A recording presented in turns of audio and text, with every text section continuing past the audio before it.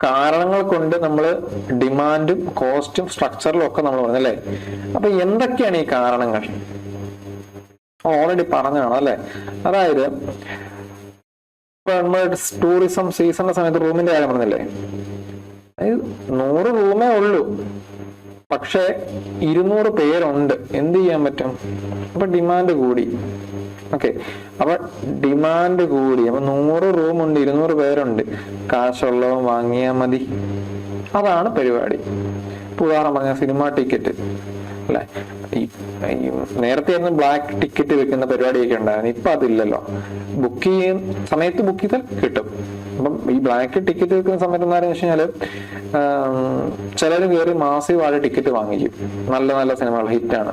അപ്പൊ എന്നിട്ട് ഹൗസ്ഫുൾ ആണെന്ന് പറയും. എന്നിട്ട് പുറത്ത് ബ്ലാക്കിൽ ടിക്കറ്റും കൊണ്ട് നടക്കും. എന്റെ ഒരു ടിക്കറ്റ് ഉണ്ട്, വേണോ? ഇത്തിരി കൂടുതൽ പൈസ തന്നാൽ ഞാൻ തരാം. അതാണ് ഡിമാൻഡ് സൈഡ് ഇൻഫ്ലേഷൻ. കണ്ടോ? ഇനി സപ്ലൈ സൈഡ് ഇൻഫ്ലേഷൻ ഓൾറെഡി പറഞ്ഞാണ്. ആവശ്യത്തിന് സാധനം വരുന്നില്ല. ഓക്കെ, ആവശ്യത്തിന് സാധനം മാർക്കറ്റിൽ എത്തുന്നില്ലെങ്കിൽ സപ്ലൈ കുറയും. സപ്ലൈ സൈഡ് കുറയാന്ന് പറഞ്ഞാൽ എന്താ ഉദ്ദേശിക്കുന്നത്? ഉണ്ടാക്കുന്ന ഫാക്ടേഴ്സ് നമ്മൾ പറഞ്ഞു, ഉണ്ടാക്കുന്ന ഫാക്ടേഴ്സിന്റെ വില കൂടുമ്പോൾ ആ ഡിമാൻഡ് ഒന്നും കൂടിയിട്ടൊന്നില്ലെന്ന് വെച്ചോ. ഡിമാൻഡ് കൂടിയിട്ടില്ല, പക്ഷെ സാധനം നേരത്തെ ഉണ്ടായിരുന്നത്ര. ഇപ്പം റൂമിന്റെ കാര്യം തന്നെ പറയാം. അല്ലെങ്കിൽ പോട്ടെ, 10 കിലോ തക്കാളിക്കാൻ വേണ്ട സമയത്ത് 5 കിലോയേ ഉള്ളൂ എന്നുള്ളത് എന്താണ്? ഡിമാൻഡാണ്. അവസാനം 10 കിലോ തക്കാളി തന്നെ വരുന്നുണ്ട്, പക്ഷെ 10 കിലോ തക്കാളി ഇവിടെ എത്തിക്കാൻ എടുത്ത കഷ്ടപ്പാട് അല്ലെങ്കിൽ അതിന്റെ പൈസ കൂടി. അപ്പൊ 10 കിലോ തക്കാളി മേടിക്കാൻ 10 കിലോ തക്കാളി മേടിച്ചിട്ടുണ്ടെന്ന പൈസയ്ക്ക് പകരം 20 കിലോ തക്കാളി മേടിക്കുന്ന പൈസ കൊടുക്കുന്നതാണ് കോസ്റ്റ് പുഷ്. ക്ലിയർ ആണല്ലോ? ഫോർ എക്സാമ്പിൾ ആണ്, വായിച്ചു നോക്കാം. സിമ്പിൾ ആണ്. അതായത് കണ്ടോ, മൈദ നമ്മൾ പറഞ്ഞാണ് മൈദയുടെ വില കയറുകയെന്ന് വെച്ചോ. മൈദയുടെ വില കയറുമ്പോൾ ബേക്കറിക്കാരൻ എന്തായിരിക്കും? ബ്രെഡിന് വില കൂട്ടും. അതേ ഉള്ളൂ. ക്ലിയർ അല്ലേ? ഇനി ഇത്രയും നേരം പറഞ്ഞ പോലല്ല നമ്മള് ഫിലിപ്സ് കർവ്. ഫിലിപ്സ് കർവ് എന്ന് പറയുന്ന കാര്യം അൺഎംപ്ലോയ്മെന്റും ഇൻഫ്ലേഷൻ തമ്മിലുള്ള റിലേഷനാണ്. അതായത് അൺഎംപ്ലോയ്മെന്റ് കുറഞ്ഞിരിക്കുമ്പോൾ ഇൻഫ്ലേഷൻ ഹൈ ആയിരിക്കും. നമ്മൾ നേരത്തെ പറഞ്ഞ ഇൻവേഴ്സ്ലി പ്രൊപ്പോർഷണൽ ആയിരിക്കും. എന്താണ് അൺഎംപ്ലോയ്മെന്റ്, ഇൻഫ്ലേഷൻ? അൺഎംപ്ലോയ്മെന്റ് ലോ, എന്താണ്? ഇൻഫ്ലേഷൻ കൂടിയിരിക്കും.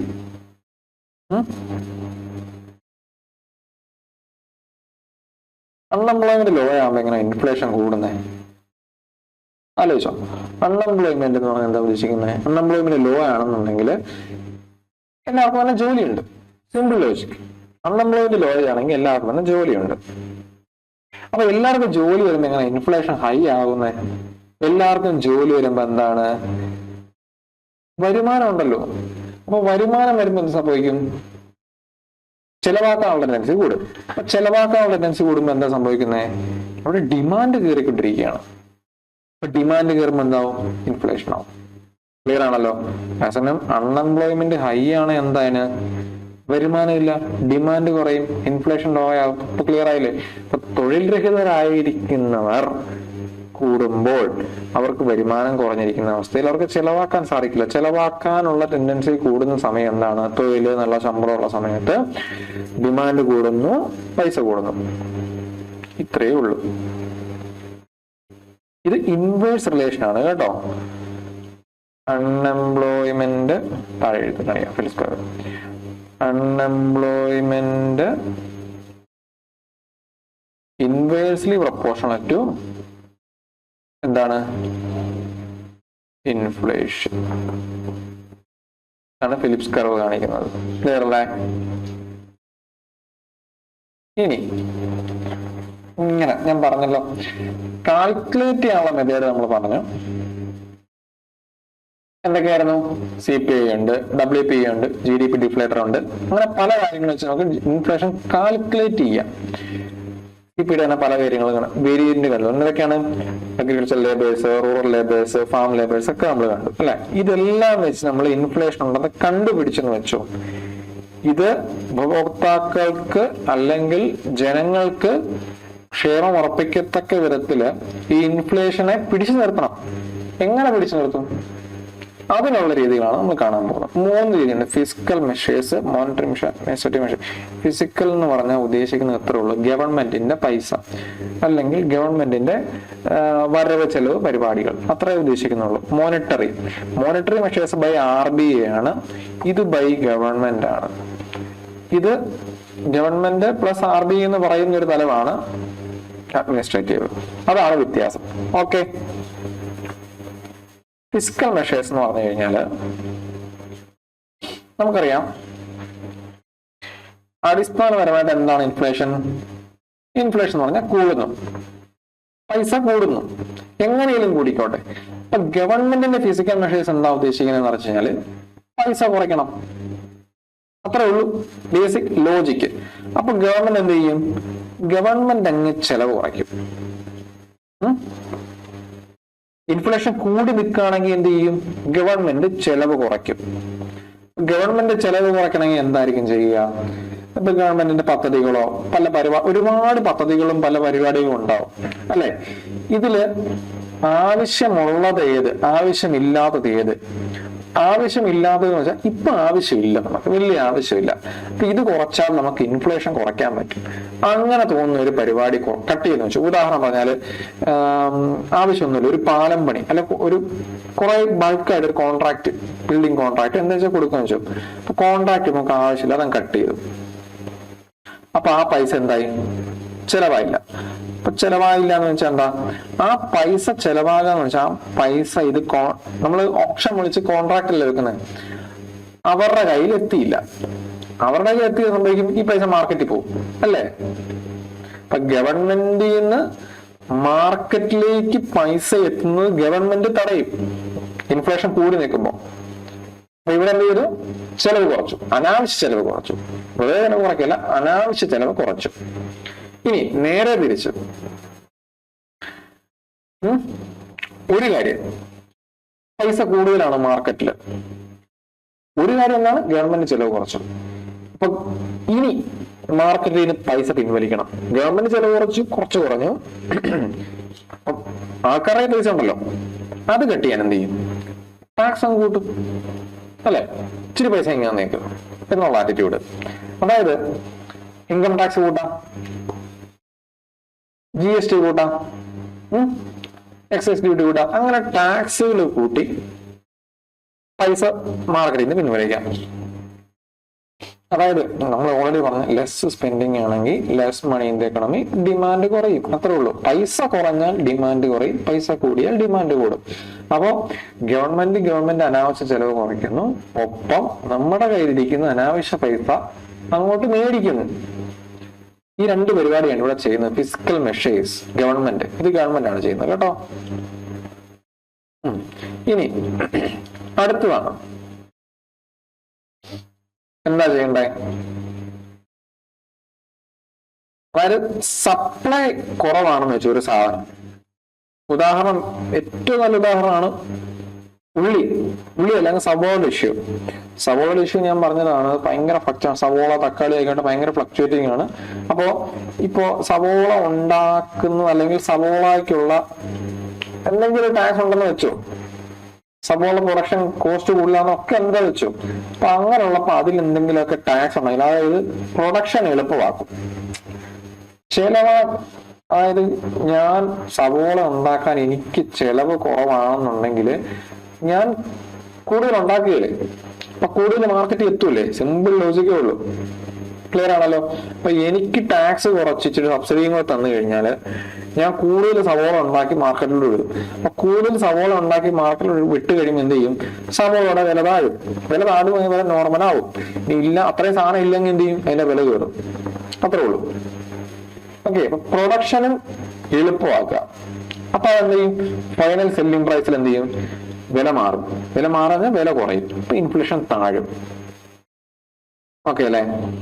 ഈ റെഡ്യൂസ് ഫിസിക്കൽ ഡെഫിസിറ്റ്, ഇതൊരു ടേമാണ്, ക്രിട്ടിക്കൽ ടേമാണ് ഫിസിക്കൽ ഡെഫിസിറ്റ്. ഫിസിക്കൽ ഡെഫിസിറ്റ് എന്ന് പറഞ്ഞാൽ ഇത്രേ ഉള്ളൂ. ഡെഫിസിറ്റ് എന്ന് പറഞ്ഞാൽ കുറവാണ്. ഡെഫിസിറ്റ് എന്ന് പറഞ്ഞാൽ എന്താണ്? കുറവാണ്. ഫിസിക്കൽ എന്ന് പറഞ്ഞാൽ എന്താണെന്ന് ഞാൻ പറഞ്ഞു, ഗവൺമെന്റിന്റെ പൈസ കൈകാര്യം ചെയ്യുന്ന പരിപാടി, അത്രേ ഉള്ളൂ ഫിസിക്കൽ. ഡെഫിസിറ്റ്, ഗവൺമെന്റ് പൈസ കൈകാര്യം ചെയ്യുന്നതിനകത്ത് എന്തോ ഒരു കുറവുണ്ട്. എന്താണ്? വരുമാനത്തെ അപേക്ഷിച്ച് ചെലവ് കൂടുന്ന അവസ്ഥയിൽ എന്താണ്? ഫിസിക്കൽ ഡെഫിസിറ്റ് ആണ്. അതാണ്. അപ്പോ ഈ വരുമാനത്തെ അപേക്ഷിച്ച് ചെലവ് കൂടുക എന്ന് പറഞ്ഞാൽ എന്താണ് ഉദ്ദേശിക്കുന്നത്? എവിടെയൊക്കെയോ ചെലവ് അനാവശ്യമാണെന്നോ ആവശ്യമില്ലാത്ത എന്തൊക്കെയോ ഉണ്ടെന്നോ ഗവൺമെന്റ് കണ്ടെത്തുന്നു. അങ്ങനെയാണെന്നുണ്ടെങ്കിൽ ആ ചെലവ് കട്ട് ചെയ്യും. ആ ചെലവ് കട്ട് ചെയ്യുമ്പോൾ എന്താണ്? അതായത് വരുമാനത്തെ അപേക്ഷിച്ച് ചെലവ് കൂടുമ്പോൾ ഈ ചെലവിനുള്ള പൈസ നമ്മൾ എവിടുന്ന കടമെടുക്കുക ചെയ്യുന്നത്. അപ്പൊ ഒന്ന് ആ കടമെടുക്കുന്നത് നിർത്തും, ആ കടമെടുക്കുന്നത് കുറയും. ഇനി അനാവശ്യ ചെലവും കുറയും. അങ്ങനെ പൈസ കുറയും. എന്നൊരു ഉദാഹരണമാണ് നമ്മുടെ കോവിഡിന്റെ സമയത്ത് നമ്മുടെ മെമ്പർ ഓഫ് പാർലമെന്റിൻ MPLAD സ്കീം എന്ന് പറഞ്ഞ സാധനമുണ്ട്. MPLAD scheme, MPLAD scheme. അതായത് വേറൊന്നുമല്ല, ഓരോ MP-മാർക്കും ഓരോ കോൺസ്റ്റിറ്റ്യുവൻസി അല്ലെങ്കിൽ ഓരോ മണ്ഡലത്തെ ഡെവലപ്പ് ചെയ്യാനുള്ള ഫണ്ടാണ്. ഓക്കെ, ഈ ഫണ്ട് 5 കോടി രൂപ എങ്ങാണ്ടുണ്ട് ഇപ്പോ. അപ്പൊ ആ ഫണ്ട് കോവിഡിന്റെ സമയത്ത് എന്ത് ചെയ്തു? അതങ്ങ് നിർത്തലാക്കിയിട്ട് ആ ഫണ്ടും കൂടെ മറ്റു കാര്യങ്ങളിലേക്ക് മാറ്റി. അത് ഗവൺമെന്റ് എന്ത് ചെയ്തു? അന്നപ്പൊ കടമെടുക്കാൻ പറ്റില്ലായിരുന്നു, അനാവശ്യമായിട്ടുള്ള ചെലവ് കുറയ്ക്കണമായിരുന്നു. അപ്പൊ ഇതൊക്കെ ഒരു ഉദാഹരണം. അത് ഇൻഫ്ലേഷന് വേണ്ടി ചെയ്തതെന്നല്ല, പക്ഷെ ഞാനൊരു എക്സാമ്പിൾ പറഞ്ഞാണ് കേട്ടോ. ഇതാണ് ഉദ്ദേശിച്ചത്. ഗവൺമെന്റിന് ചെലവ് കൂടുതലാണെങ്കിൽ, അത് വരുമാനത്തെ കവിഞ്ഞ് ചെലവ് കൂടുതലാണെങ്കിൽ ആ ചെലവ് കൂടുതൽ എവിടെ നിന്നാണ് വരുന്നത്? കടമെടുത്ത് വരും. ആ കടമെടുപ്പ് കുറയും, അനാവശ്യ ചെലവ് കുറയും. അങ്ങനെ മാർക്കറ്റിൽ പൈസ വരുന്ന കുറയും. ഓക്കെ, ഇനി അടുത്തൊരു കാര്യമാണ് കേട്ടോ. അതായത് ബ്ലാക്ക് മണി. അതായത് സിസ്റ്റത്തിലുള്ളതല്ലാത്ത പൈസ വരുമ്പോഴും പൈസ കൂടും. Simple as that. Simple as. കണക്കിൽ പെടാത്ത പൈസ വരുമ്പോഴും പൈസ കൂടും. ഇനി പൂഴ്ത്തിവെപ്പ്, അതാണ് ഹോർഡിങ് കേട്ടോ. പൂഴ്ത്തിവെപ്പ് ഇപ്പൊ എന്താണ്? ഉള്ളി സവോളൊക്കെ വില കയറി കഴിഞ്ഞാൽ, അതായത് ചില ബിരുദന്മാരുണ്ട്, അവര് വില കൂട്ടാൻ വേണ്ടി ഇത് മൂടി വെക്കും. അപ്പൊ സർക്കാർ എന്ത് ചെയ്യും? നിങ്ങൾ ഇത്ര ഇതിൽ കൂടുതൽ സ്റ്റോക്ക് വെക്കാൻ പറ്റില്ല എന്നുള്ള നിയമമൊക്കെ ഇറക്കി അങ്ങനെ പൂഴ്ത്തി വെക്കുന്നതൊക്കെ കണ്ടെടുത്ത് മാർക്കറ്റിലേക്ക് സപ്ലൈ കൂട്ടും. അപ്പൊ എന്ത് ചെയ്യും? സാധനമായി ഇപ്പൊ വില കുറയും. അങ്ങനെ ഇല്ലീഗലായിട്ട് സ്റ്റോക്ക് ഫൈലിങ്, ഹോർഡിങ്, സപ്ലൈ കൂടും, പ്രൈസ് കുറയും. നമ്മൾ ഇത്രയും ഫിസിക്കൽ മെഷേഴ്സ് പഠിച്ചു. ഫിസിക്കൽ മെഷേഴ്സ് എന്താണ്? ഗവൺമെന്റിന്റെ പൈസ അല്ലെങ്കിൽ ഗവൺമെന്റ് എങ്ങനെയൊക്കെ ബ്ലാക്ക് മണി അല്ലെങ്കിൽ ഹോർഡിങ് തടഞ്ഞു വെച്ചുകൊണ്ട് എന്ത് ചെയ്യാൻ പറ്റും? ഇൻഫ്ലേഷൻ കുറയ്ക്കാൻ പറ്റും. ഫിസിക്കൽ ഡെഫിസിറ്റിന്റെ കൺസെപ്റ്റ് വെരി വെരി ഇമ്പോർട്ടന്റ് ആണ്. ഓർത്തിക്കുക ഡെഫിസിറ്റ് എന്താണ്, അത് എങ്ങനെ ഉണ്ടാവുന്നു, അത് എങ്ങനെ ഇൻഫ്ലേഷൻ ഉപയോഗിക്കുന്നുവെന്നും ഇൻഫ്ലേഷൻ കുറയ്ക്കാൻ ഉപയോഗിക്കുന്നു ഓർത്തിരിക്കുക.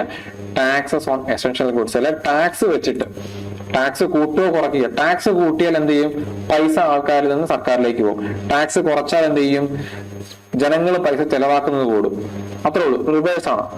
കിട്ടിയല്ലോ. പിന്നെ ഗവൺമെന്റിന് ചെലവാക്കല്, അത് ഈ ഫിസിക്കൽ ഡെഫിസിറ്റുമായിട്ട് ബന്ധപ്പെട്ട് നമുക്ക് റിലേറ്റ് ചെയ്ത് പറയാം. അപ്പോ നമ്മൾ ഇൻഫ്ലേഷൻ കാൽക്കുലേറ്റ് ചെയ്യുന്നു പറഞ്ഞു. കാൽക്കുലേറ്റ് ചെയ്ത് കണ്ടുപിടിച്ച് ഇൻഫ്ലേഷനെ കൺട്രോൾ ചെയ്യാൻ വേണ്ടിയുള്ള ഫിസിക്കൽ മെഷേഴ്സ് നമ്മൾ പറഞ്ഞു. ക്ലിയർ അല്ലേ?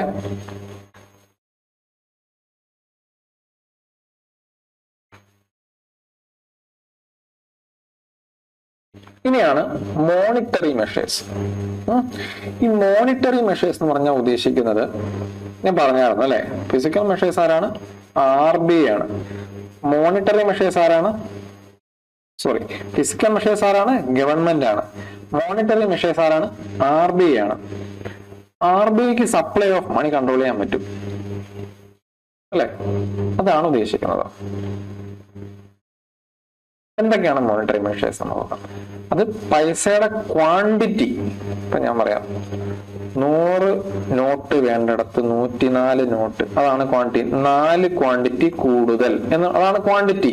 അങ്ങനെ ക്വാണ്ടിറ്റിയിൽ ഡിഫറൻസ് വരുത്താം, അല്ലെങ്കിൽ 104 നമുക്ക് എങ്ങനെ 100 ആക്കാം.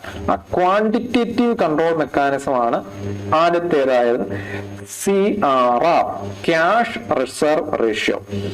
ക്യാഷ് റിസർവ് റേഷ്യോ എന്ന് പേര് സൂചിപ്പിക്കും. നമ്മൾ ടേം എപ്പോഴും എക്കണോമിയിൽ ടേം ശ്രദ്ധിച്ചോളുക. ക്യാഷ് റിസർവ് റേഷ്യോ, അതായത് RBI ബാങ്കുകളോട് പറയുകയാണ്, നിങ്ങളിത് ഒരു ഇത്ര തുക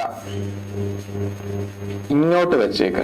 എന്ന് വെച്ചാൽ ബാങ്കുകൾ പറയാണ് നിങ്ങൾ ഇത്ര തുക എടുത്ത് RBIയുടെ അടുത്ത്, എന്ന് വെച്ചാൽ RBI കൊണ്ടുവെക്കാനല്ല, RBI അപ്രൂവ്ഡ് ആയിട്ടുള്ള ചില വലിയ വലിയ ശാഖകൾ ഉണ്ടാവും പല ബാങ്കുകൾക്കും, അങ്ങോട്ടേക്ക് വെക്കാൻ പറയും. അത് ക്യാഷ് ആയിട്ട് തന്നെ വെക്കണം.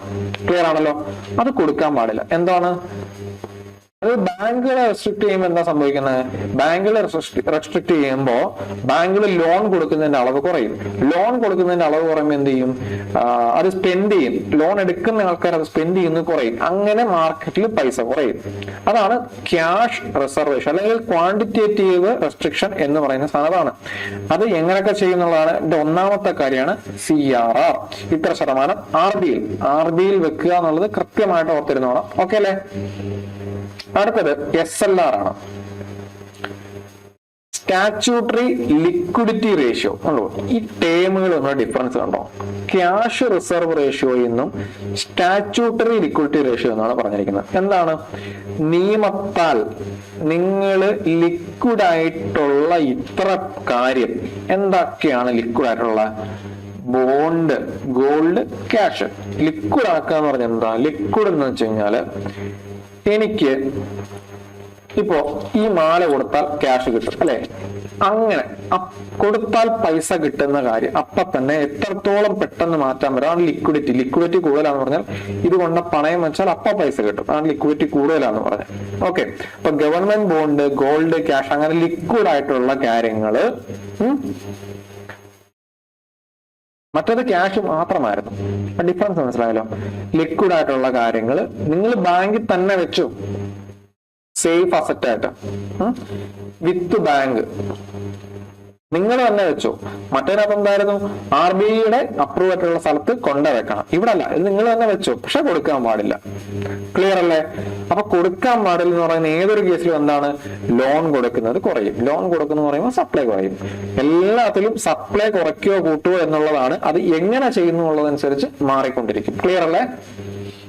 ഓക്കെ, ഇനി ബാങ്ക് റേറ്റ്. അടുത്ത ടൈമാണ് ബാങ്ക് റേറ്റ്. ഇതെങ്ങനെയാണ്?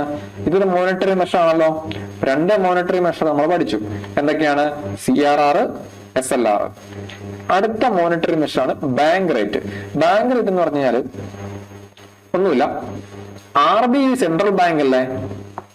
അല്ലെ? RBI അല്ലെ സെൻട്രൽ ബാങ്ക്, അല്ലെങ്കിൽ ബാങ്കർ ഓഫ് ബാങ്ക്സ് എന്നാണ് RBI അറിയപ്പെടുന്നത് അല്ലെ?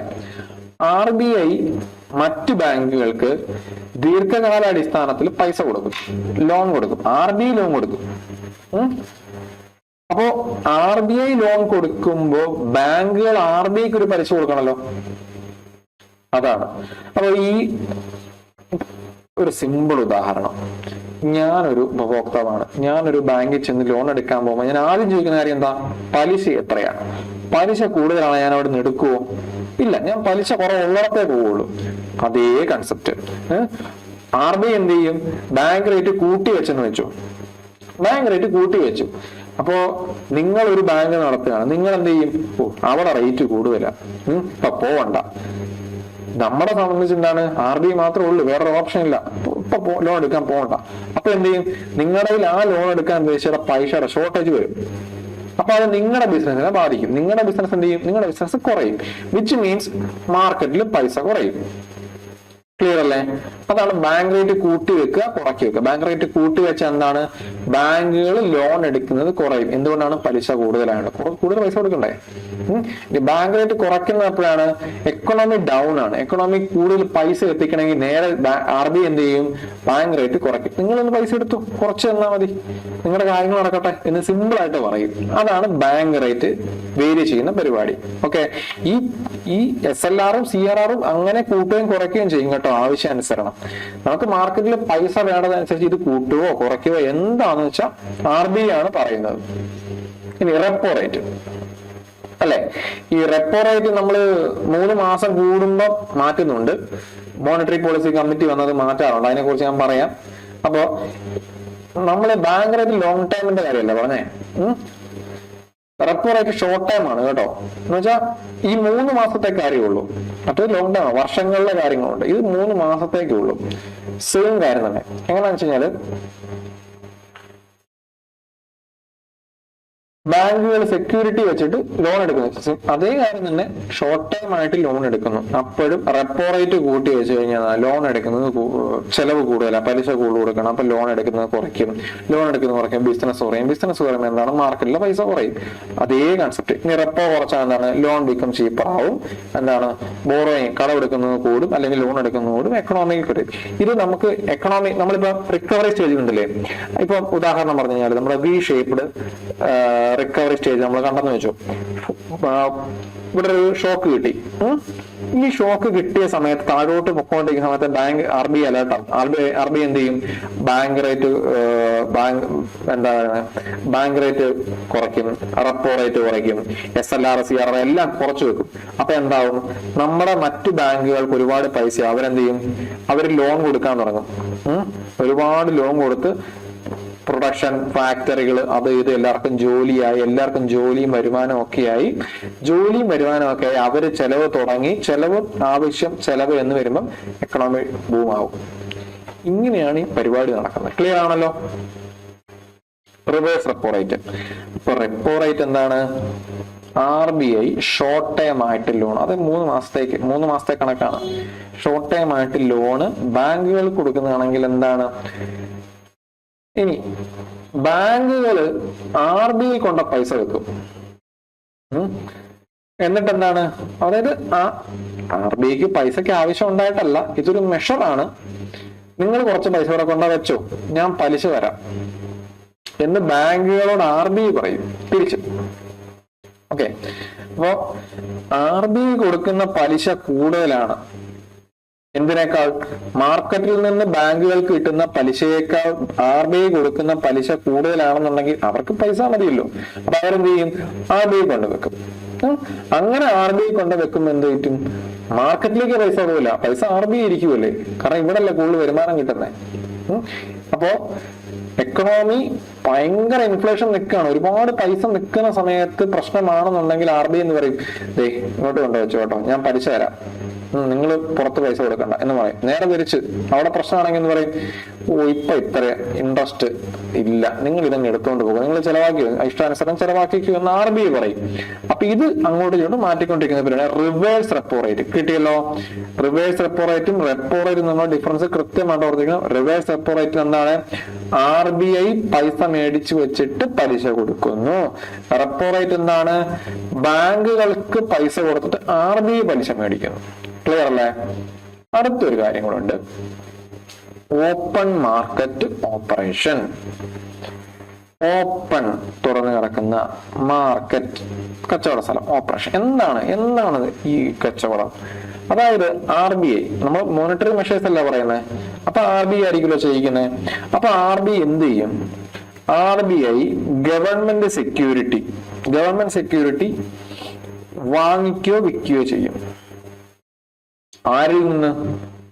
ഈ ഗവൺമെന്റ് സെക്യൂരിറ്റി, ഇപ്പൊ വലിയ കോർപ്പറേഷനുകളോ സ്ഥാപനങ്ങളോ ഒക്കെ ഗവൺമെന്റിന്റെ സെക്യൂരിറ്റികൾ വാങ്ങിച്ചിട്ടുണ്ടാവും ഇത്ര വിലയ്ക്ക്, ഇത്ര രൂപയ്ക്ക്. അത് ഷോർട്ട് ടൈം ആയിട്ട് ലോങ് ടൈം ആയിട്ടുണ്ട്, അത് വേറെ കാര്യങ്ങളാണ്, നമുക്കത് പിന്നീട് പഠിക്കാം. ഓക്കെ, എന്താണ് ഗവൺമെന്റ് സെക്യൂരിറ്റീസ്, അത് നിസാര തുകയായിരിക്കില്ല. അതുകൊണ്ടാണ് അത് വാങ്ങിക്കുകയും വിൽക്കുകയും ചെയ്യുന്നതിനെ എക്കണോമിയിൽ മാറ്റം വരും എന്ന് പറയുന്നത്. ചെറിയ തുകയുടെ കാര്യമല്ല. അപ്പോ ഈ ഗവൺമെന്റ് സെക്യൂരിറ്റീസ് RBI വാങ്ങിക്കുകയോ വിൽക്കുകയോ ചെയ്യും. എപ്പോ വാങ്ങിക്കുന്നത്? എപ്പോഴായിരിക്കും? RBI ഇത് മേടിക്കാന്ന് വെച്ചോ, അവർക്ക് പൈസ കൊടുക്കണ്ടേ? ആർക്ക്? വാങ്ങിക്കുന്ന ആർക്കും അയാൾക്ക് പൈസ കൊടുക്കണം. അയാൾക്ക് പൈസ കൊടുത്താൽ എന്താണ്, അയാൾ ആ പൈസ ചെലവാക്കും. അപ്പൊ പൈസ ചെലവാക്കേണ്ട ഒരു സമയത്ത് എന്ത് ചെയ്യും, സെക്യൂരിറ്റി മേടിക്കും. എന്ന് വെച്ച് കഴിഞ്ഞാൽ എക്കണോമി മങ്ങിയിരിക്കുന്ന സമയത്ത് RBI എന്ത് ചെയ്യും, ഗവൺമെന്റ് സെക്യൂരിറ്റീസ് എങ്ങനെ മേടിച്ചിട്ട് ഇന്നാ പൈസ എന്ന് പറയും.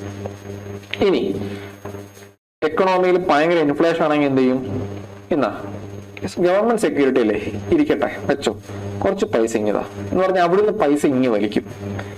ഇതാണ് പരിപാടി. ഇത് RBI ഗവൺമെന്റ് സെക്യൂരിറ്റീസ് RBI കൈകാര്യം ചെയ്യുകയാണ്. ഓർത്തിരണം, ഗവൺമെന്റ് അല്ല. ഓക്കെ, ഞാൻ പറഞ്ഞ കാര്യങ്ങൾ തന്നെയാണ് എഴുതിയിരിക്കുന്നത്, കൃത്യമായിട്ട് ഓർത്തിരിക്കുക. അപ്പൊ നമ്മൾ ക്വാണ്ടിറ്റേറ്റീവ് ആയിട്ട്, അതായത് ഞാൻ ആദ്യം തന്നെ പറഞ്ഞായിരുന്നു 100 രൂപ നോട്ടുണ്ട്, നമുക്ക് 104 ഇപ്പോൾ ഉള്ളത്, 100 ആക്കണം എന്നാലും നോർമൽ. അപ്പൊ ക്വാണ്ടിറ്റി കട്ട് ചെയ്യാനും അല്ലെ വീണ്ടും 104 ആക്കാനും നമുക്ക് വേണ്ട measures CRR, SLR, bank rate, repo, reverse, OMO, ഇതെല്ലാം ഓർത്തിരിക്കണം. നമ്മൾ ആദ്യം കണ്ട എന്തായിരുന്നു? ഫിസിക്കൽ മെഷേഴ്സ് ആണ്. ഫിസിക്കൽ മെഷേഴ്സ് അതാര് ചെയ്യുന്നതാണ്? അത് ഗവൺമെന്റ് ചെയ്യുന്നതാണ്. മോണിറ്ററി മെഷേഴ്സ് ആരാണ് ചെയ്യുന്നത്? RBI ആണ്. ഡിഫറൻസ് മനസ്സിലാക്കണം. ഓക്കെ, ഇനി മോണിറ്ററി മെഷേഴ്സ് തന്നെ ഓരോന്നും എന്തുണ്ട്? Cash reserve ratio, cash RBI approve ചെയ്ത സ്ഥലങ്ങളിൽ കൊണ്ടുവെക്കുന്ന ക്യാഷ് മാത്രം. ഇനി SLR എന്താണ്? ലിക്വിഡ് ആയിട്ടുള്ള ക്യാഷ്, ഗോൾഡ്, ഗവൺമെന്റ് ബോണ്ട് അല്ലെങ്കിൽ ഗവൺമെന്റ് സെക്യൂരിറ്റി എന്ന് പറയുന്ന കാര്യങ്ങള് അതാത് ബാങ്കുകൾ തന്നെ വെക്കാൻ പറയും. അതാണ് കാര്യം. ബാങ്ക് റേറ്റ് എന്താണ്? RBI ലോങ് ടേം ലോണ് ആർക്ക് കൊടുക്കുന്നു? പലിശ. ലോങ് ടൈം ലോണ് ബാങ്കുകൾക്ക് കൊടുക്കുന്നു. അതാണ് ബാങ്ക് റേറ്റ്. റെപ്പോ റേറ്റ് എന്താണ്? ഷോർട്ട് ടൈം ലോൺ ബാങ്കുകൾക്ക് RBI കൊടുക്കുന്നു. റിവേഴ്സ് റെപ്പോ റേറ്റ് എന്താണ്? ബാങ്കുകൾ RBI കൊണ്ട് പൈസ വെക്കുന്നു, എന്നിട്ട് അവർ പലിശ മേടിക്കും. അതാണ് reverse repo. Open market operation എന്താണ്? ഗവൺമെന്റ് സെക്യൂരിറ്റീസ് RBI വാങ്ങുകയോ വിൽക്കുകയോ ചെയ്യുന്നതാണ് ഓപ്പൺ മാർക്കറ്റ് ഓപ്പറേഷൻ. ക്ലിയർ അല്ലേ? അപ്പൊ നമ്മൾ ഇത്രോ നേരം ക്വാണ്ടിറ്റേറ്റീവിന്റെ കാര്യം, അതായത് 100 രൂപ ഉള്ളത് അല്ലെങ്കിൽ 100 നോട്ടിനെ 104 ആക്കുന്നതല്ല 96 ആക്കുന്ന കാര്യങ്ങളൊക്കെയാണ് പറഞ്ഞത്. ക്വാണ്ടിറ്റി കൂട്ടുന്നതോ കുറയ്ക്കുന്നതോ ആയ കാര്യങ്ങളാണ് പറഞ്ഞുകൊണ്ടിരുന്നത്. ഇനി ക്വാളിറ്റേറ്റീവ് ആയിട്ട് അവിടെയും ക്വാണ്ടിറ്റി മാറ്റം വരുന്നുണ്ട്. അത് പക്ഷെ എങ്ങനെയാ ചെയ്യുന്നത്? നേരിട്ട് ഇനി വലിക്കുകയോ കൊടുക്കുകയോ ചെയ്യുകയോ അല്ല ചെയ്യുന്നത്. അല്ലാതെ ഒരു എൻ്റയർ എക്കണോമിയെ ബാധിക്കാതെ ചില മേഖലകളെ മാത്രം കേന്ദ്രീകരിച്ചുകൊണ്ട് ചെയ്യുന്ന ഒരു കാര്യമാണ്. അതാണ് ക്വാളിറ്റേറ്റീവ് എന്ന് പറയുന്നത്. അതായത് മാർജിൻ റിക്വയർമെന്റ്സ് എന്ന് പറയും. ഇപ്പം ഒരു പ്രത്യേക ബാങ്ക്, HDFC ബാങ്ക് എടുത്തു ഉദാഹരണമാണ്, RBI പറയാണ് നിങ്ങൾ ഇത്ര ലോൺ കൊടുത്താൽ മതി, നിങ്ങൾക്ക് ഇച്ചിരി പ്രശ്നങ്ങളുണ്ട്, നിങ്ങൾ എത്ര ലോൺ കൊടുത്താൽ മതി എന്ന് അവരോട് മാത്രം പറയുകയാണ്. അതാണ് മാർജിൻ റിക്വയർമെന്റ്സ്. ഓക്കെ, ക്ലിയർ അല്ലേ? ഇനി മോറൽ സുവേഷൻ അല്ലെങ്കിൽ ഒരു മോറലി പ്രഷർ കൊടുക്കുകയാണ്. RBI ലീഗലി അവരെ ഒബ്ലിഗേറ്റ് ചെയ്യുവല്ല, ഒരു പെർസ്വേഡ് ചെയ്യുക അല്ലെങ്കിൽ ഒരു റിക്വസ്റ്റ് പോലെയോ അഡ്വൈസ് ചെയ്യുകയോ ഒക്കെ നിങ്ങൾ ഇത്രയും ചെയ്താൽ മതിയായിരിക്കും കേട്ടോ. അതായത് ഇത് കണ്ടല്ലേ, നിങ്ങൾ ഈ സെക്ടറിന് പ്രശ്നം ഉണ്ടാവും, സ്പെക്കുലേഷൻ അവരിച്ചിരി പ്രശ്നമാണ്, അവർക്ക് കൊടുത്താൽ നിങ്ങളുടെ ലോൺ എല്ലാം NPA ആകും, കിട്ടാക്കടമായി പോകാൻ സാധ്യതയുണ്ട്, അതൊന്ന് കൊടുക്കണോ എന്ന് അങ്ങനെ പ്രശ്നബാധിത മേഖലകളെ അല്ലെങ്കിൽ ചൂസ് ചെയ്ത ആൾക്കാരെ അവിടെ കുറച്ച് കൊടുക്കണ്ട, അല്ലെങ്കിൽ പറയും ഇവിടെ കുറച്ച് കൊടുക്കുക എന്നൊക്കെ. ഇപ്പം MSMEക്ക് സപ്പോർട്ട് ചെയ്യാൻ വേണ്ടിയിട്ട് ഭയങ്കര പുഷിംഗ് ഉണ്ട്. ഓക്കെ, MSMEക്ക് പൈസ കൊടുക്കാം, അതേസമയം NPA ആവുന്ന ഏതെങ്കിലും സെക്ടർ ഉണ്ടെങ്കിൽ അവിടെ കൊടുക്കണ്ട എന്നൊക്കെ RBI പറയും. അതാണ് മോറലി പറയുകയാണ്, ലീഗലി ചെയ്യരുത് അല്ലെങ്കിൽ ചെയ്യണം എന്ന് പറയുമല്ല, ചെയ്താൽ കുഴപ്പമില്ല, ചെയ്യാൻ നല്ലത് എന്നിങ്ങനെ പറയുന്നു. 2 ടോൺ വ്യത്യാസമുണ്ട് കേട്ടോ. ഓക്കെ, നമ്മൾ ഇത്ര നേരം കണ്ടായിരുന്നറിയോ? പണപ്പെരുപ്പമുണ്ട്, അതെങ്ങനെ കണ്ടുപിടിക്കുന്നു, എന്തിനു കണ്ടുപിടിക്കുന്നു, കണ്ടുപിടിച്ചിട്ട് എന്ത് ചെയ്യുന്നു, ഇതെല്ലാം എന്തിനാ ചെയ്യുന്നത്? എന്തിനായി? നമ്മൾ പറഞ്ഞു ക്ഷേമം ആക്കാനാണ്. ആ ഇൻഫ്ലേഷൻ ആയി കഴിഞ്ഞാൽ പൈസ കൂടുതൽ കൊടുത്ത് സാധനങ്ങൾ മേടിക്കേണ്ടി വരും, പ്രശ്നമാകും, ക്ഷേമം പോകും. ഓക്കെ, അപ്പോ ഇൻഫ്ലേഷൻ എന്ന് പറയുന്ന ഒരു സാധനം നമുക്ക് ഇൻഫ്ലേഷൻ അല്ല, നമുക്ക് പൈസ ആവശ്യമാണ് അല്ലെ? ഒരു ഉദാഹരണമാണ് ഇവിടെ ഞാൻ പറഞ്ഞിരിക്കുന്നത്. അതായത് ബോഡി ടെമ്പറേച്ചർ 98 ഡിഗ്രി ഫാരൻഹീറ്റിൽ നിൽക്കണം അല്ലെ, അല്ലെങ്കിൽ 36-37 ഡിഗ്രി സെൽഷ്യസ് നിൽക്കണ്ടേ? ആ ഒരു ടെമ്പറേച്ചറിൽ നിന്നില്ല എന്ത് ചെയ്യും? ടെമ്പറേച്ചർ കൂടി എന്ത് ചെയ്യും? പനി പിടിച്ച അവസ്ഥയാവും അല്ലെ? അത്രേ ഉള്ളൂ. അതിൽ താന്നാലും കൂടിയാലും പ്രശ്നമാവും. അപ്പൊ ഈ ഒരു ലെവലിൽ നിർത്തണം. ഇതാണ് ഇൻഫ്ലേഷൻ ടാർഗറ്റിംഗ് എന്ന് പറയുന്നത്. ഇതാണ് നമുക്ക് നല്ലത്. എന്ത്? 98 ഡിഗ്രി ഫാരൻഹീറ്റ്, അതാണ് നമുക്ക് നല്ലത് അല്ലേ? അപ്പോ അത് എക്കണോമിക്ക് ആവശ്യമാണ്, എക്കണോമിയുടെ വളർച്ചയ്ക്ക് അത് ആവശ്യമാണ്, ആവശ്യത്തിന് പൈസ ആവശ്യമാണ്, എല്ലാം വേണം, എല്ലാം ഓക്കെയാണ്. പക്ഷെ കൂടിയാലും ഒരുപാട് കുറഞ്ഞാലും പ്രശ്നമാണ്. അതുകൊണ്ട് ഇൻഫ്ലേഷനെ ടാർഗറ്റ് ചെയ്യണം. ടാർഗറ്റ് ചെയ്യുന്ന എങ്ങനെയൊക്കെയാണ് നമ്മൾ കണ്ടു. ഫിസിക്കൽ മെഷേഴ്സ് ഉണ്ട്, മോണിറ്ററി മെഷേഴ്സ് ഉണ്ട്, ക്വാളിറ്റി മെഷേഴ്സ് ഉണ്ട്. ഈ 3 വഴി നമുക്ക് ടാർഗറ്റ് ചെയ്യാം. എന്തിനാണെന്നുള്ളതാണ് പറഞ്ഞത്. ആവശ്യമായതുകൊണ്ടാണ് ടാർഗറ്റ് ചെയ്യുന്നത്. അല്ലെ? ഒരു ആവശ്യമില്ലെങ്കിൽ ടാർഗറ്റ് ഒന്നും വെക്കണ്ട, കൺട്രോളും ചെയ്യണ്ട, അങ്ങ് പൊക്കോട്ടെ എന്നുള്ള അവസ്ഥയായിപ്പോ. ഇതങ്ങനല്ല. ക്ലിയർ അല്ലേ? ഈ ഇൻഫ്ലേഷൻ ടാർഗറ്റിംഗ് എന്തുകൊണ്ട് വന്നു എന്നുള്ളത് പറയാം കേട്ടോ. അത് 2013 അർജിത് പട്ടേൽ കമ്പനി. അർജിത് പട്ടേൽ നമ്മുടെ RBI ഫോർമർ ഗവർണറാണ് കേട്ടോ. അദ്ദേഹം 2013 അദ്ദേഹത്തിന്റെ നേതൃത്വത്തിൽ കമ്മിറ്റി വന്നിരുന്നു. കാരണം 2014 മുന്നേ ഞാൻ 2012 ബേസിൽ എടുത്തൊരു കാര്യം പറഞ്ഞത് അല്ലേ. പക്ഷെ 2012 ശേഷം 2012, 13, 14 കാലഘട്ടങ്ങളിൽ ഇൻഫ്ലേഷൻ വളരെ ഹൈ ആയ ഒരു കാലഘട്ടമാണ്. വളരെ ഹൈ ആയ ഒരു കാലഘട്ടം വന്നു. 2012 മുന്നേ വരെ 2012 വരെ കുഴപ്പമില്ലായിരുന്നു. 2011, 12 വരെ കുഴപ്പമില്ലായിരുന്നു. അസമയം 12, 13, 14 ഒക്കെ ആയപ്പോഴത്തേക്കും ഭയങ്കര ഹൈ ആയി. അപ്പൊ ആ സമയത്ത് ഇത് കൺട്രോൾ ചെയ്യണം, പ്രശ്നം നമുക്ക് കൃത്യമായിട്ട് ടാർഗറ്റ് വെക്കണം, നമ്മുടെ എക്കണോമിക്ക് ആവശ്യമായൊരു ഇൻഫ്ലേഷൻ ടാർഗറ്റ് വെക്കണം എന്ന് തന്നെ വന്നൊരവസ്ഥ വന്നപ്പോഴാണ് ഇങ്ങനെ ഒരു കമ്മിറ്റി കൊണ്ടുവന്ന് ടാർഗറ്റ് ഇന്നതായിരിക്കണം എന്നൊക്കെ പറഞ്ഞത്. അപ്പോ എന്താ കുഴപ്പമെന്ന് വെച്ചാല് RBIക്ക് മൾട്ടിപ്പിൾ ഫങ്ഷനിങ് ആയിരുന്നു. അതായത് RBI ഇൻഫ്ലേഷൻ മാത്രമൊന്നും അല്ലായിരുന്നു കണ്ടിരുന്നത്, ഗ്രോത്ത്, വളർച്ച, എക്കണോമിയുടെ വളരുന്നുണ്ടോ, GDP കൂടുന്നുണ്ടോ എന്നൊക്കെയായിരുന്നു. പിന്നെ എക്സ്ചേഞ്ച് റേറ്റ് എന്താണ്, $1 എത്ര രൂപ എക്സ്ചേഞ്ച് റേറ്റ്, പൈസയുടെ മൂല്യം താഴാതെ പിടിച്ചു നിർത്താനും RBIക്ക് ഭയങ്കരമായിട്ട് റോൾ ഉണ്ടായിരുന്നു. അപ്പോൾ അർജിത് പട്ടേൽ കമ്മിറ്റി പറഞ്ഞെന്താണെന്ന് വെച്ചാൽ നിങ്ങൾ ഈ മൾട്ടിപ്പിൾ ഫംഗ്ഷനിൽ നിന്ന് ഇൻഫ്ലേഷൻ ടാർഗറ്റിംഗിലേക്ക് ഫോക്കസ് ചെയ്യണം. ഇത് ചെയ്യരുതെന്നല്ല, പക്ഷെ ഇതിന് പ്രാധാന്യം കൊടുക്കണം, കുറച്ചുകൂടെ പ്രാധാന്യം കൊടുക്കണം എന്ന് പറഞ്ഞു ഇൻഫ്ലേഷൻ ടാർഗറ്റിംഗ്. അപ്പൊ എന്താ ടാർഗറ്റ് ആക്കിയ നമ്മുടെ സാമ്പത്തിക സ്ഥിതിയും നമ്മുടെ ഫ്യൂച്ചറും എല്ലാം വെച്ചിട്ട് അന്ന് പറഞ്ഞത് 4% ആണ് ഐഡിയൽ. അതായത് നമ്മുടെ 98 ഡിഗ്രി ഫാരൻഹീറ്റ് എന്ന് പറയുന്ന സാധനം എന്താണ്, 4%. ഇനി കുഴപ്പമില്ല, ഒരു 2% കൂടാം, 2% കുറയാം. അതായത് 4 ± 2%. അതായത് 2 to 6 വരെ വരാം. ഇത് കുറയാനും പാടില്ല, ഇത് കൂടാനും പാടില്ല. ക്ലിയർ ആയോ? അങ്ങനെ ഒരു ടാർഗറ്റ് അർജിത് പട്ടേൽ കമ്മിറ്റി വെച്ചു. ക്ലിയർ ആണല്ലോ? കാരണം ഇൻഫ്ലേഷൻ നമുക്ക് ആവശ്യമാണെന്നേ, 90 ഡിഗ്രി ഫാരൻഹീറ്റ് നമുക്ക് ആവശ്യമാണെന്ന് പറയുന്ന പോലെ 2% വരെ കുറഞ്ഞ് നമുക്ക് ആവശ്യമാണ്, 6% കൂടി ആവശ്യമാണ്. 4 ഏറ്റവും നല്ലത്. പക്ഷെ അത് കൂടാനേ പാടില്ല, അത് കുറയാനേ പാടില്ല. എന്നാലേ എക്കണോമി വർക്ക് ചെയ്യുള്ളൂ. പൈസ വേണ്ടേ, ആവശ്യത്തിന് പൈസ വേണ്ടേ, ആവശ്യത്തിന് പൈസ വേണ്ടേ. വ്യക്തമായല്ലോ? അപ്പൊ നമ്മൾ ഇൻഫ്ലേഷന്റെ കാര്യങ്ങള്, ഇൻഫ്ലേഷൻ ടാർഗറ്റിങ്. ഇനി ഇൻഫ്ലേഷനകത്ത് കുറച്ച് കൺസെപ്റ്റുകളുണ്ട്, ടേംസ് ആണ് കേട്ടോ. ഈ ടേംസിന്റെ പ്രത്യേകത എന്താണെന്ന് ചോദിച്ചു കഴിഞ്ഞാല്, ആദ്യം ഡിഫ്ലേഷൻ. അതെന്താ ഉദ്ദേശിക്കുന്നത്? അതായത് ഒരു വലിയ കാലയളവില് വില അങ്ങോട്ട് ഇടിയാൻ തുടങ്ങുക ഭയങ്കരമായിട്ട്. ഇപ്പോ എന്താ പറയാ, 90 രൂപ, 80 രൂപ എന്ന് പറഞ്ഞ് ഇങ്ങനെ ഭയങ്കരമായിട്ട് കുറഞ്ഞുകൊണ്ടിരിക്കുക. വില അങ്ങോട്ട് ഇടിയ എന്ന് പറഞ്ഞാൽ ഇതല്ല കേട്ടോ, നേരെ തിരിച്ച് ഇത് അപ്രീസിയേഷൻ. നമ്മൾ പറഞ്ഞായിരുന്നല്ലോ, ഡിപ്രീസിയേഷൻ സംഭവിക്കുക. 90, 100, 120, 200 അങ്ങനെ പോവുക. ഇത് ഡിപ്രീസിയേഷൻ, അപ്രീസിയേഷൻ. ഈ കൺസെപ്റ്റ് ക്ലിയർ ആണല്ലോ? അപ്പൊ ഇത് ഒരു ലോങ് പീരീഡിലേക്ക് സംഭവിക്കുകയാണെന്ന് വെച്ചോ. രണ്ട് കേസ്. കൺഫ്യൂഷൻ ആവണ്ട. ഇത് കൂടുന്ന കേസ്, ഇത് കുറഞ്ഞ കേസ്. ഡിഫ്ലേഷൻ, ഇൻഫ്ലേഷൻ ആണ് ഇത്. ഇൻഫ്ലേഷൻ, ഇത്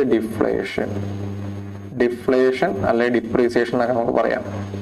അപ്പൊ വില കുറഞ്ഞുകൊണ്ടിരിക്കുകയാണെന്ന് വെച്ചോ, പൈസയുടെ മൂല്യം കൂടുന്നു, വില കുറയുന്നു. ഓക്കെ, അപ്പൊ ഇൻഫ്ലേഷൻ നെഗറ്റീവ് ആവുന്നു. അപ്പൊ എന്ത് ചെയ്യും? ആൾക്കാർ വിചാരിക്കും, വില കുറയല്ലേ, ഇച്ചൂടെ കുറയട്ടെ. ഇച്ചൂടെ കുറയട്ടെ എന്ന് പറഞ്ഞിരിക്കുമ്പോൾ എന്താ പ്രശ്നം അറിയാം? ആക്ച്വലി കച്ചവടം നടക്കുന്നില്ല, മാർക്കറ്റ് ആക്റ്റീവ് ആവുന്നില്ല. ഇച്ചൂടെ കുറയട്ടെ എന്ന് പറഞ്ഞ് എല്ലാവരും ഇരിക്കുക. മനസ്സിലായോ? അപ്പൊ മൊത്തത്തിൽ ഡിമാൻഡ് കുറയുക എന്നർത്ഥം. ഡിമാൻഡ് പറഞ്ഞാൽ എന്താണ്? മാർക്കറ്റ് സ്ലോ ആവും. മാർക്കറ്റ് സ്ലോ ആവുമ്പോൾ എന്താണ്? പ്രൈസ് സ്ലോ ആവും. അതാണ് ഡിഫ്ലേഷൻ. ഓക്കെ, ചെറിയൊരു വില കുറവ് കണ്ടു, കൊള്ളാം, എന്നാൽ ഇച്ചിരി കുറയട്ടെ. നമ്മൾ ഈ ഓഫർ നോക്കിയിരിക്കുന്ന പരിപാടി ഉണ്ടല്ലോ, ഇച്ചിരി കുറയുക നോക്കി അവസാനം നോക്കിയിരുന്ന ആ സാധനത്തിന് ഡിമാൻഡ് ഇല്ലാണ്ടായിപ്പോ. ഡിമാൻഡ് ഇല്ലാത്തപ്പോ എന്താണ്, വില തീരെ കുറയും. അതാണ് ഡിഫ്ലേഷൻ. നെഗറ്റീവ് ചെയ്തിലോട്ട് പോകും. ഡിഫ്ലേഷൻ, ഇൻഫ്ലേഷൻ കൂടുന്നു, ഡിഫ്ലേഷൻ ബലൂൺ ചുരുങ്ങുന്നതും വീർക്കുന്നതും. നമ്മൾ ആദ്യം പറഞ്ഞു ബലൂൺ വീർക്കുന്നതാണ് ഇൻഫ്ലേഷൻ എങ്കിൽ ഡിഫ്ലേഷൻ എന്താണ്, ബലൂൺ ചുരുങ്ങാൻ തുടങ്ങി, ഭയങ്കരമായിട്ട് ചുരുങ്ങി. ഓക്കെ, ഇനി അടുത്തൊരു ടേമാണ് ഡിസ്ഇൻഫ്ലേഷൻ. ഈ ഡിഫ്ലേഷൻ ഡിസ്ഇൻഫ്ലേഷൻ നമുക്ക് എപ്പോഴും മാറിപ്പോകും. അത് മാറിപ്പോകാത്ത രീതി ഇപ്പൊ തന്നെ ക്ലിയർ ആക്കിക്കും. ഡിഫ്ലേഷൻ എന്താ പറഞ്ഞ, ബലൂൺ ചുരുങ്ങി നെഗറ്റീവ് ആയി പോകുന്നു. ഡിസ്ഇൻഫ്ലേഷൻ എന്താ സംഭവം അറിയാമോ? അതായത് 90, 120, 150, 30 വെച്ചല്ലേ കൂടിക്കൊണ്ടുവരുന്നേ. ഇങ്ങനെ കൂടിപ്പോയിക്കൊണ്ടിരിക്കാന്ന് വെച്ചോ. അടുത്തത് 165 ഇപ്പൊ എന്തായി, 15 കൂടിയുള്ളൂ. അടുത്ത കൂടി ഇപ്പൊ എന്തായി, 175 10 കൂടിയുള്ളൂ. മനസ്സിലായോ? അതായത് സ്റ്റിൽ ഇൻഫ്ലേഷൻ ഉണ്ട്, പക്ഷേ ആ ഇൻഫ്ലേഷനും സ്ലോയിങ് ഡൗൺ ആണ്. 30, 15, 10 ആയതുണ്ടോ? അതാണ് ഡിസ്ഇൻഫ്ലേഷൻ. ഡിഫ്ലേഷൻ എന്താണ്, ഇൻഫ്ലേഷന്റെ നേരെ ഓപ്പോസിറ്റ് ആണ്. ഡിസ്ഇൻഫ്ലേഷൻ എന്താണ്, സ്റ്റിൽ ഇൻഫ്ലേഷൻ ഉണ്ട് പക്ഷെ സ്ലോ പേസിലാണ്. ക്ലിയർ ആണോ? ഓക്കെ, ഇനി സ്റ്റാഗ്ഫ്ലേഷൻ. എന്താണ് സ്റ്റാഗ്ഫ്ലേഷൻ? അതായത് സ്റ്റാഗ്നേഷൻ പ്ലസ് ഇൻഫ്ലേഷൻ. എന്താണ് സ്റ്റാഗ്നേഷൻ? ഒഴുക്കില്ലായ്മ. എവിടെ ഒഴുക്കില്ലായ്മ? എക്കണോമിക് ഒഴുക്കില്ല. എങ്ങോട്ട് ഒഴുക്കില്ല? വളർച്ചയില്ല. നമ്മൾ ഫ്ലോയും സ്റ്റോക്കും പറഞ്ഞതല്ലേ. സ്റ്റോക്ക് എന്താണെന്ന് പറഞ്ഞ ഫ്ലോ എന്താണ്. അപ്പൊ പോസിറ്റീവ് ആയിട്ടുള്ള ഫ്ലോ ഇല്ലാതെ എക്കണോമി നിന്നു പോകുന്നതാണ് സ്റ്റാഗ്നേഷൻ പ്ലസ് ഇൻഫ്ലേഷൻ. ഒരു വല്ലാത്തൊരു കോമ്പിനേഷൻ ആണ്. കണ്ടോ, വേസ്റ്റ് കോമ്പിനേഷൻ എന്നാണ് ഇവിടെ ഇട്ടിരിക്കുന്നത്. അതായത് വിലക്കയറ്റമൊക്കെ ഉണ്ട് താനും, എന്നാൽ എക്കണോമി അങ്ങോട്ട് വളരുന്നില്ലെന്നേ, ഒരു ഫ്ലോ ഇല്ല. അതാണ് പ്രശ്നം. Economy is not growing. ഇതൊരു വേസ്റ്റ് കേസ് സെനാരിയാണ് കേട്ടോ. ഇനിയുള്ളത് റിഫ്ലേഷൻ. എന്താണ് റിഫ്ലേഷൻ? അതായത് നമ്മള് റിക്കവറി പീരീഡിനെ കണ്ടില്ലായിരുന്നോ? യു, വി, ഡബ്ല്യു അങ്ങനെ പലതും കണ്ടല്ലേ.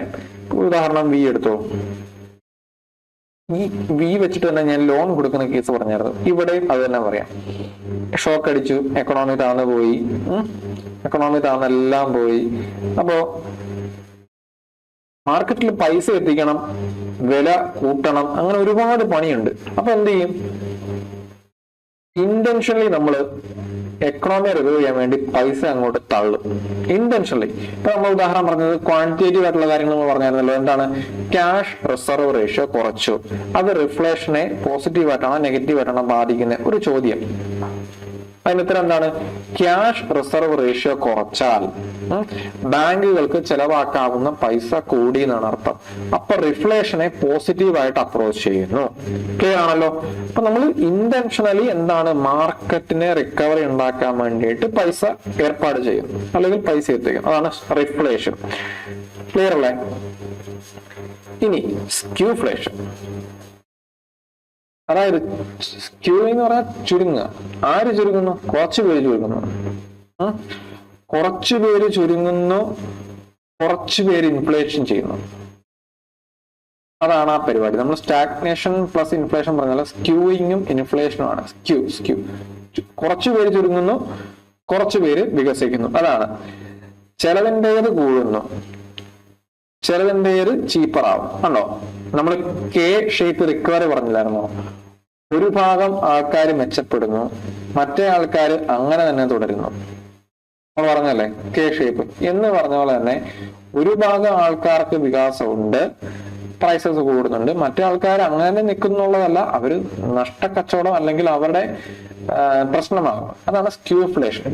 ഇപ്പം നമ്മുടെ ഇവിടെ പ്രത്യേകിച്ച് പറയുന്നതാണ് ഭക്ഷണവും പെട്രോളും ഒക്കെ നമ്മുടെ വിലക്കയറ്റത്തെയും സാമ്പത്തികമായത്തേക്കും ഒരുപാട് ബാധിക്കുന്നുണ്ട്. പത്രമാധ്യമങ്ങൾ ശ്രദ്ധിക്കുന്നവർക്ക് അല്ലെങ്കിൽ സാമ്പത്തികമായിട്ട് നമ്മുടെ കാര്യങ്ങൾ നോക്കിക്കാണുന്നവർക്ക് അത് കൃത്യമായിട്ട് മനസ്സിലാവുന്നതാണ്.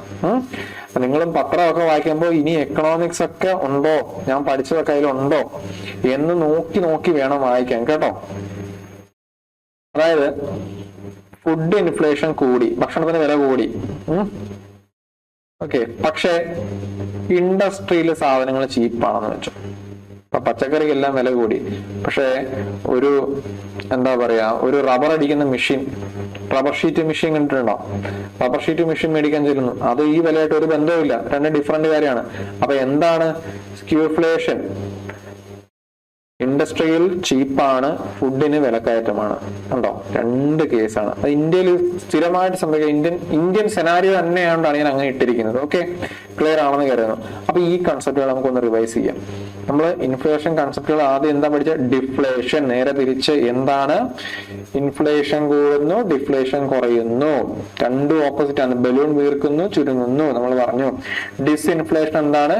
ബലൂൺ വികസിക്കുന്നുണ്ട്, പക്ഷെ നമ്മൾ പറഞ്ഞില്ലേ, ഒറ്റയടിക്കല്ല, കുറേശ്ശെ. ആദ്യം ഒറ്റയടിക്കായിരുന്നു, പിന്നെ കുറേശ്ശെ. അപ്പൊ സ്റ്റിൽ പോസിറ്റീവ് ഇൻഫ്ലേഷൻ ഉണ്ട്, പക്ഷെ പേസ് കുറഞ്ഞു.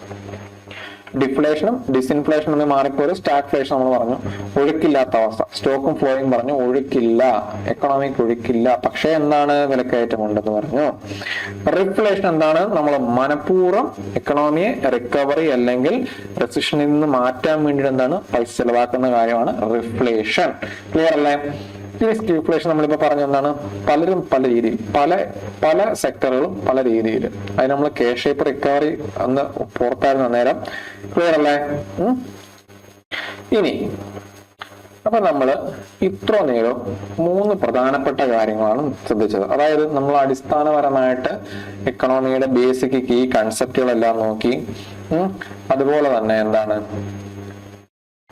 ബേസിക് ഈ കൺസെപ്റ്റുകൾ നോക്കി. പിന്നെ നമ്മൾ നാഷണൽ ഇൻകം എന്താണെന്ന് പറഞ്ഞു, ഇൻഫ്ലേഷൻ എന്താണെന്ന് പറഞ്ഞു, ഇൻഫ്ലേഷന്റെ കാര്യങ്ങൾ മൊത്തം പറഞ്ഞു. ഇനി നമ്മൾ പോകാൻ പോകുന്നത് ഒരു ഡിഫറെന്റ് കാര്യത്തിലേക്കാണ്.